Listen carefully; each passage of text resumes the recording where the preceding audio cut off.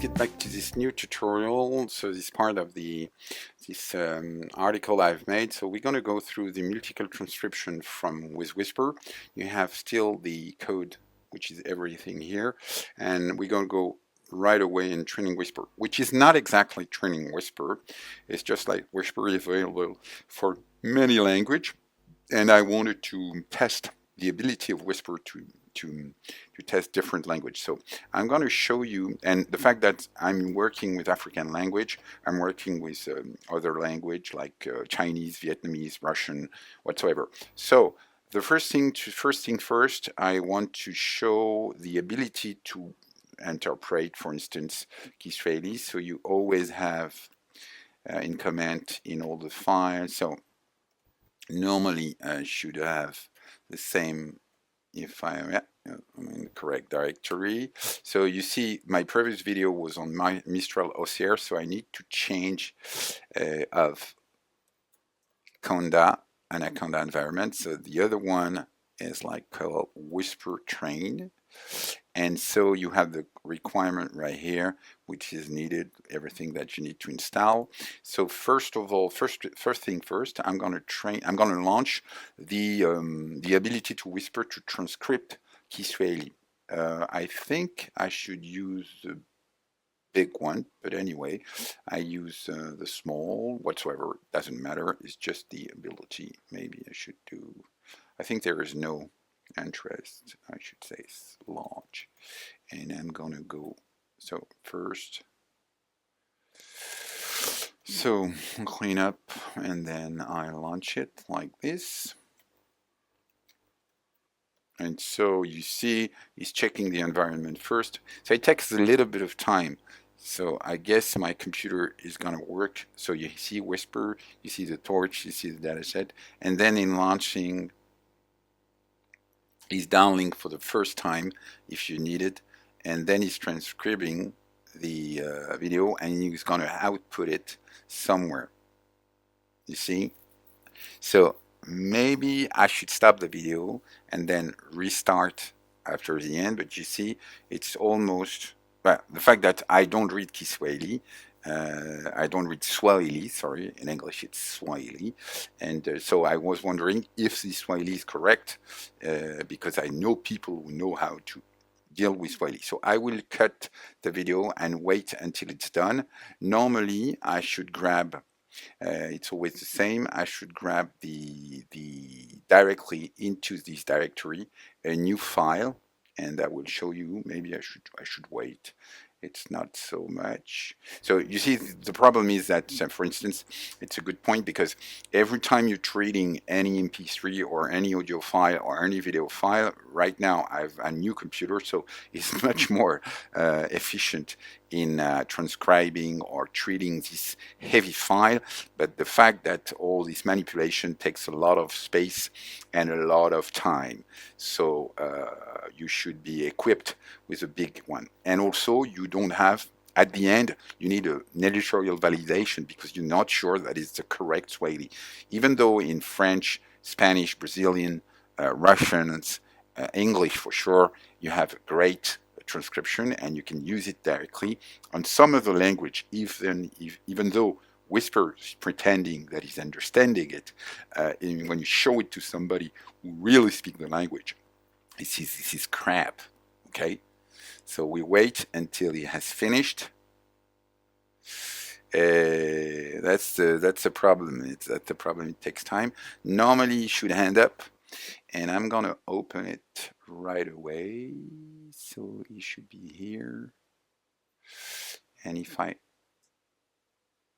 you see, I've made a lot of example or stuff like that, so it's still working, and it should output right here. You see, there's a lot of things that I've made, but I want to show you that it's working.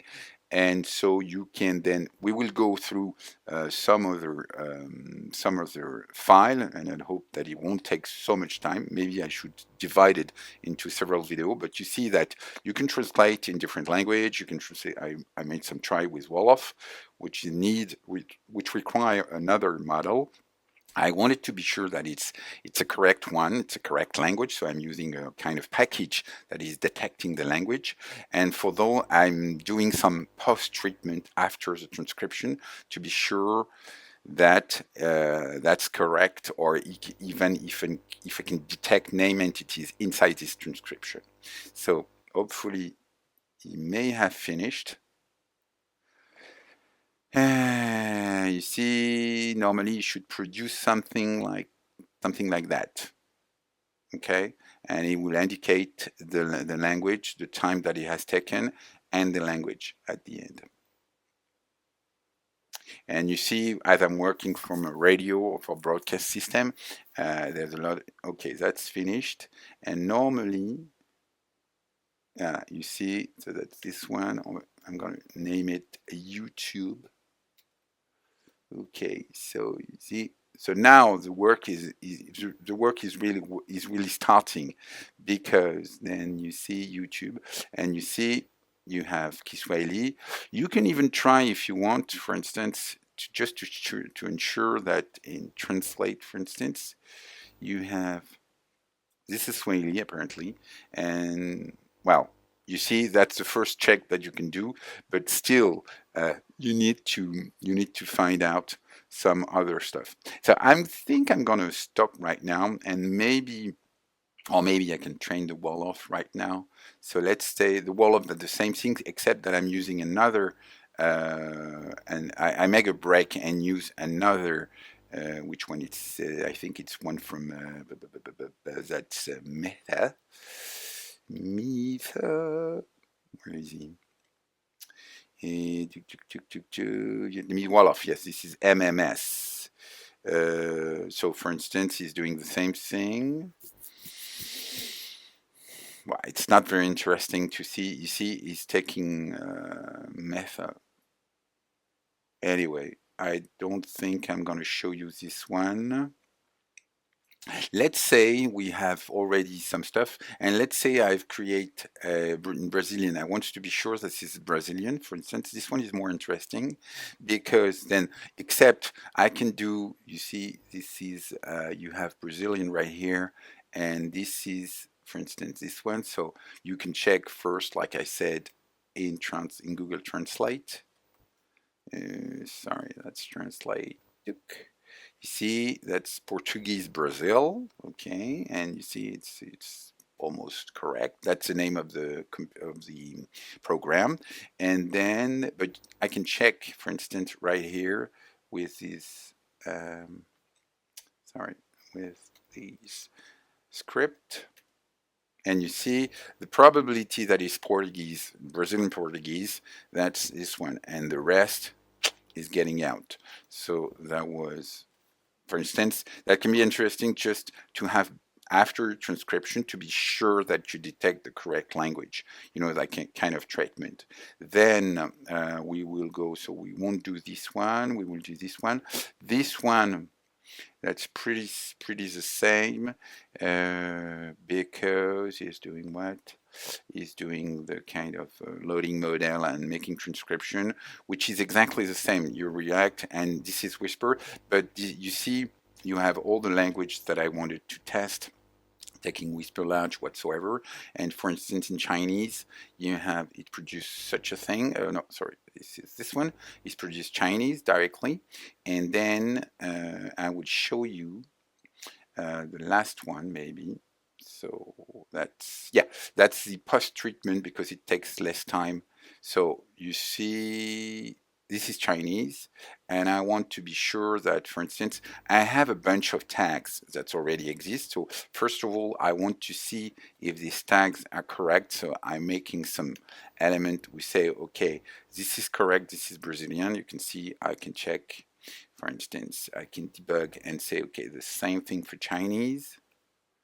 You see, I have something potentially problematic. It's making investigation because I'm going to use this source as a name entity recognition to correct the transcription.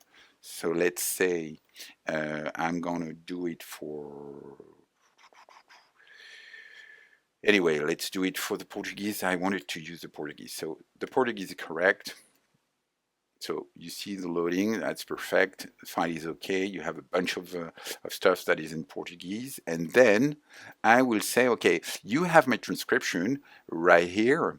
And I want to be sure that, did you find any entity name recognition somewhere inside this text? And I want to correct it. So just be sure that the name is correct.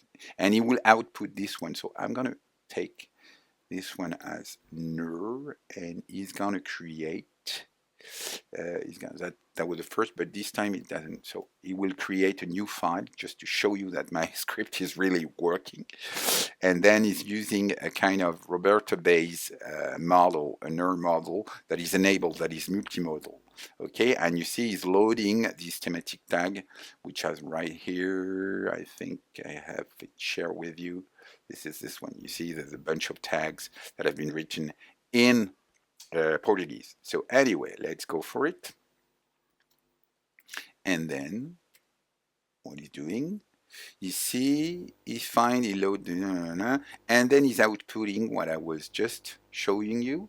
So this is the nerd, and this is the result. So you see, he has found in the text, he has found a lot of things that have confidence. So it means that I can reuse this element, whether to re-inject into the transcription, whether to make a better understanding, okay? And to have also, you see, he has identified a lot of thematic tag, identified a lot of person, a lot of name entity recognition. So that's a good thing in order to improve, and that was my idea, in order to improve the transcription.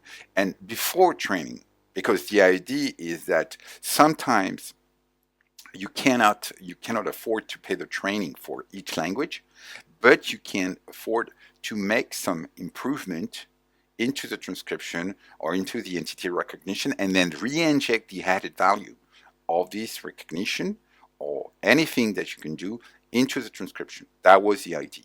Okay? Thank you for watching. I think I'm going to hand up.